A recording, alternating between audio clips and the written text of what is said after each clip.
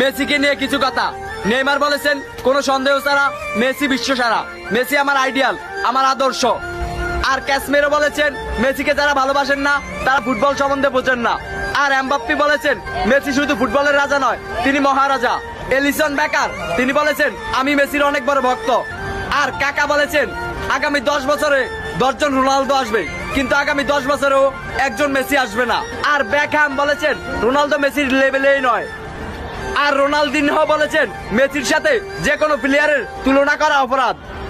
আর Benzema বলেছেন যারা মেসির সমালোচনা করেন তারা ফুটবল বোঝেনই না। পেপ গার্দিওলা কোচ বলেছেন আমার ক্যারিয়ারে মেসি সবকিছু। পিকে বলেছেন মেসি ইতিহাসের সেরা খেলোয়াড়। লা লিগা সভাপতি বলেছেন মেসি লা লিগার সম্পদ। আর প্লেকে জিজ্ঞাসা করা হয়েছে মেসি নাকি রোনালদো, তখন প্লে উত্তর বললেন মেসি। তো আই লাভ লিও মেসি।